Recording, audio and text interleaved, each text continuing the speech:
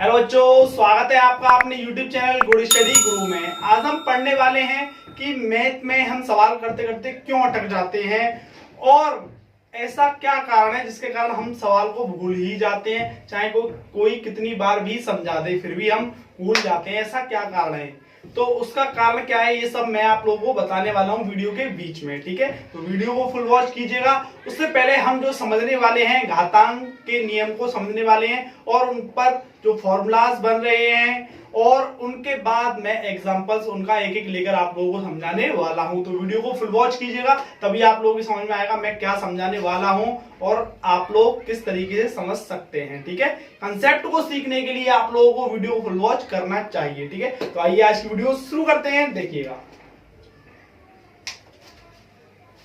घातांक के नियम, ठीक है, रूल्स ऑफ एक्सपोनेंट्स। ठीक है, आज हम जो पढ़ने जा रहे हैं रूल्स ऑफ एक्सपोनेंट्स पढ़ने जा रहे हैं। ठीक है, मैक्सिमम बच्चों को रूल्स ऑफ एक्सपोनेंट्स नहीं पता होते हैं और वो ज्यादा से ज्यादा इसमें तुक्का लगा देते हैं, ऊपर चलेगी घात नीचे चलेगी, इस तरीके से तुक्का लगाते रहते हैं। इस कारण से वो असफल रहते हैं सवालों को लगाने में। ठीक है, लेकिन आप इस वीडियो को फुल वॉच करते हैं तो आपको कभी भी असफलता का मुंह नहीं देखना पड़ेगा। ठीक है, अगर आप इन्हें सीख गए तो। ठीक है, तो आइए देखते हैं। देखिएगा, पहला जो रूल है हमारा यह रूल है ए की पावर m इंटू ए की पावर n। बोले तो मैं तुमको छोटी सी एक बेसिक जानकारी दे दूं कि इसको पावर या डिग्री बोलते हैं और इसको बेस या आधार बोलते हैं। ठीक है, मतलब घात है ये ऊपर, या फिर इस तरीके से समझे हम दूसरा एक एग्जांपल लेके इधर। ठीक है, जैसे कि 3 की पावर 2। ठीक है, ये जो है ना हमारा ये आधार है, क्या है, आधार। ठीक है, और ये हमारा घात है। ठीक है, आधार और घात आप लोगों को समझ में आ गया होगा, उम्मीद करता हूं। ठीक है, अब देखिएगा भाई। ठीक है, तो a की पावर m इंटू ए की पावर n, मतलब आधार सेम है। तो तब जब आधार सेम हो तो उनका मल्टीप्लाई आपस में करते हैं तो घातें आपस में जुड़ जाती हैं। याद रहे कब भैया रे, जब आपका आधार सेम हो तो घातें जुड़ जाती हैं। ठीक है, इस एक ही जगह पे कोई भी आपका वेरिएबल हो सकता है। ठीक है, आपकी वेरिएबल की घातें कब जुड़ेंगी या कब आप लोगों की ऐड होंगी, जब आधार सेम होगा, मतलब वेरिएबल सेम होगा। ठीक है, ध्यान रखना, घात चाहे कुछ भी हो सकती है, कोई दिक्कत नहीं है, लेकिन ये एक ही जगह पे बोले तो वेरिएबल की जगह, वेरिएबल हो चर की जगह x y z कुछ भी हो, इनकी घात तब ऐड होंगी भैया रे जब ये आधार सेम हो। आधार मतलब a। ठीक है, तो देखो गुणा में घातें जुड़ गई, m प्लस n।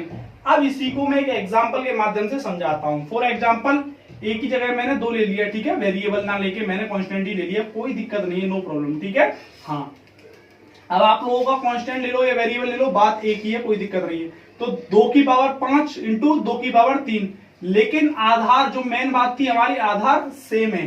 क्या है, आधार सेम है हमारा, क्या है, आधार हम लोगों का क्या है, सेम है बिल्कुल। ठीक है, तो गुणा में घातें जुड़ जाएंगी। तो 5 और 3 कितना हुआ, 2 की घात 8 हो गया। कितना हो गया, 2 की घात 8। ठीक है, दैट्स आंसर। उम्मीद करता हूं पहली प्रॉपर्टी या पहला रूल आप लोगों की समझ में आ गया होगा।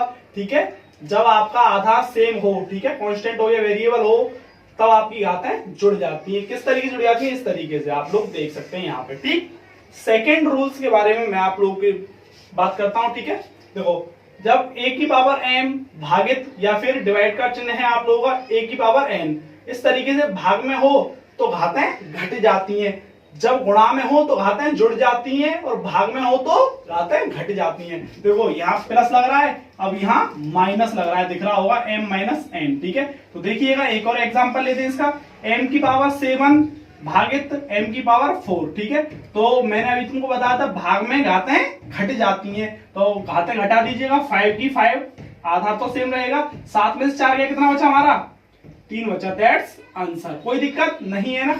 अब देखिएगा अपनी तीसरी प्रॉपर्टी या तीसरे रूल के बारे में बात करते हैं।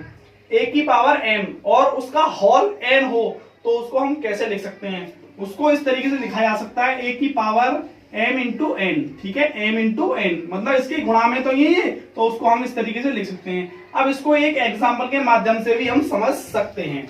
देखिएगा कैसे, 10 की पावर 3, इसका होल पूरे का 10 की पावर 3 का होल की पावर कितना है, 7 है। तो अब मैंने कहा था मल्टीप्लाई, इन दोनों का मल्टीप्लाई m और n का, तो m हमारा कितना है, 3 है, और n कितना है, 7 है, तो 3 7 21, तो 10 की पावर 21, दैट्स आंसर। कोई दिक्कत नहीं है ना। जब भी आपकी अब इस तरीके की कैलकुलेशन आएगी तो आप समझ जाएंगे कि आपको मल्टीप्लाई करना है, सिर्फ क्या करना है, मल्टीप्लाई। ठीक है, कोई दिक्कत नहीं है। ठीक है, अब देखिएगा भाई आपका चौथा रूल, a की पावर 1, अगर आपका a की पावर 1 है इस तरीके से, ठीक है, a की पावर क्या है आपका 1, ठीक है, मतलब a की जगह आप लोग समझ सकते हैं, अभी मैंने आपको बताया था वेरिएबल या फिर आपका कांस्टेंट। ठीक है, इसकी पावर अगर आप किसी की पावर 1 है तो उसको आप वही लिख सकते हैं जो, जैसे a था तो a लिख दिया हमने। ठीक है, जैसे मैं एक संख्या के अकॉर्डिंग समझूं उसको, मैंने एक नंबर लिया 17, 17 की पावर 1 है तो इसको 17 ही लिख सकता हूं मैं। जैसे कि अब 18 की पावर 1 है तो इसको मैं 18 ही लिख सकता हूं। ठीक है, ये आप लोगों की समझ में आ गया होगा। ठीक है, दैट्स आंसर। अब मैं बात करता हूं a की पावर 0 हो, किसी भी संख्या के ऊपर 0 घात हो, किसी भी संख्या के ऊपर 0 घात हो तो उसका मान 1 होता है। क्या होता है उसका मान होता है 1। ठीक है, एग्जाम्पल के माध्यम से अब हम समझते हैं। 35 की पावर 0, मतलब किसी संख्या की पावर 0 है तो उसका मान 1 होता है। तो इस 35 की पावर 0 का मान क्या हो गया भाई, 1। दैट्स जादू। ठीक है, अब मैं 36 की पावर 0 करता हूं तो भी हमारा 1 ही आएगा। ठीक है, अब मैं 37 की करूं तो भी मेरा क्या आएगा, 0 का मान 1 ही आएगा। तो आप लोग ये बात समझ गए होंगे। ठीक है, अब देखिएगा ये वाली आप लोगों की प्रॉपर्टी बहुत अच्छी है, a की पावर b का होल m है। क्या है, का होल m है। तो इसका मतलब यह है कि a की पावर m और b की पावर m अलग अलग कर दिया, मतलब इस पे भी लग रही है घात m और इस पे भी लग रही है घात m, तो मैंने इसको बस अलग अलग कर दिया है। तो इस तरीके से इसको होल को ऐसे लिखा जा सकता है और इसको ऐसे लिखा जा सकता है। ठीक है, अब इसे एक एग्जाम्पल के माध्यम से समझें। पहले इसको पहले इस रूप में बना लो। ठीक है भाई, तो 3 की पावर 2, ठीक है, या स्क्वायर बोल दो, सॉरी। ठीक है, 4 का पावर मतलब 2 बोल दो या स्क्वायर बोल दो। ठीक है, कोई दिक्कत नहीं है। अब इसको लिख दो 3 तिया 9 और 4 चौक 16, दैट्स आंसर। ये आप लोगों के पास समझ में आ गई होगी, यहां तक कोई दिक्कत नहीं है ना, आप लोगों की समझ में आ जानी चाहिए भाई। ठीक है, देखो a अपॉन b का होल m है तो मैं उसको a की पावर m और b की पावर m मतलब सेपरेटली लिख दिया मैंने। पहले एक ही छत के नीचे थे, अब इनको अलग अलग रूम दे दिया और दोनों की छत अलग अलग कर दी गई। ठीक है, कोई दिक्कत नहीं है। इसको एक एग्जांपल के माध्यम से समझाया हमने, ये एग्जांपल है इसका। ठीक है, क्या है भाई, एग्जांपल है, कोई दिक्कत नहीं है। ठीक है, तो ये आपका यहाँ आंसर आ गया 9/16। अब रूल नंबर 7 के बारे में बात करते हैं। a की पावर माइनस का m है आपका। ठीक है, मतलब कोई भी संख्या आपकी इस तरीके से है, जैसे ये अभी। ठीक है, अभी थोड़ा समझाऊंगा मैं, डोंट वरी। ठीक है, a की पावर माइनस का m है तो इसको 1/a की पावर m लिख सकता हूं मैं। क्या लिख सकता हूं, 1/a की पावर m। एग्जाम्पल क्या है, 9 ले लिया मैंने, a की जगह पे क्या ले लिया, 9। ठीक है, m की जगह पे 2 ले लिया, तो मैं इसको क्या लिख सकता हूँ, 1/9 की घात 2 लिख सकता हूँ।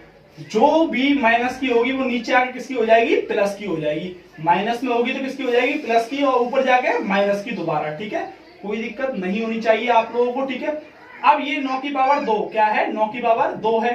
अब 9 की पावर 2 को मैं 1/81 लिख सकता हूँ, लिख सकता, क्योंकि 9 × 81, 9 को 2 बार लिखेंगे, 9 × 9, 9 × 81, तो इसीलिए मैंने इसको लिखा 1/81, दैट्स आंसर।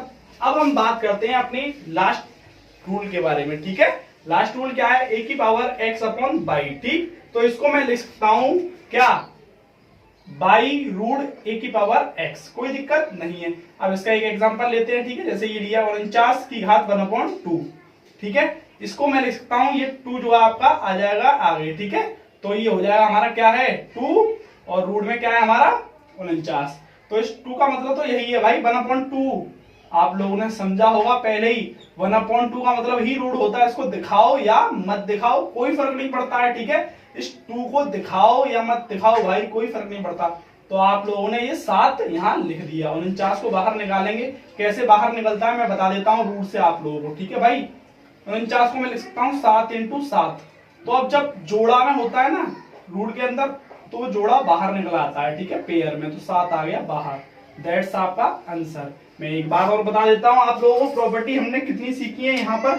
ठीक है, देखिएगा, एक प्रॉपर्टी तो आपकी ये हो गई। ठीक, एक प्रॉपर्टी है ये। ठीक, दूसरी प्रॉपर्टी है हमारी ये। ठीक, मींस आप लोग समझ लेना रूल। ठीक है, तीसरा रूल है हमारा ये। ठीक, और चौथा रूल है हमारा ये, ठीक, और पांचवा रूल है हमारा ये, ठीक, और छठा रूल है हमारा ये, ठीक, और सातवां रूल ये है, और आठवां रूल ये है।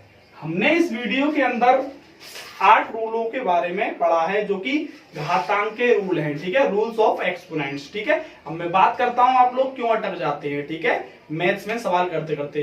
पहला, सवाल को ढंग से ना समझना, ठीक है, और उसको रट लेना, ठीक है। दूसरा, समझ में आ गया, फॉर्मूला भी याद है, पुट ऑन भी करना आ गया, लेकिन कैलकुलेशन बोले तो बेसिक क्लियर ना होना, ये बेसिक ही है हमारा, ठीक है। घात को ऊपर नीचे ले जाना, ये सब आपको ना पता होना, ठीक है। घातों को जोड़ने आए, ठीक है, घटाना है, कब क्या करना है, किधर, ठीक है, सरलीकरण नहीं करना आना आपको, ठीक है। इस तरीके से आप अटक जाते हैं मैथमेटिक्स में सॉल्व करने में, ये आपको बात पता होनी चाहिए, ठीक है। बात समझ में आ गया होगा आप लोगों के मैं क्या समझाना चाह रहा हूँ, ठीक है, कोई दिक्कत नहीं है ना आप लोगों को, ठीक है। तो ये आज हम लोगों ने बताया तुम लोगों को कि घातांक के नियम, किसके नियम, घातांक के नियम है आप लोगों के। आप लोगों को 8 रूल जो महत्वपूर्ण थे मैंने आप लोगों को बता दिए हैं, कोई दिक्कत नहीं आने वाली है आज के बाद, ठीक है। Thank you.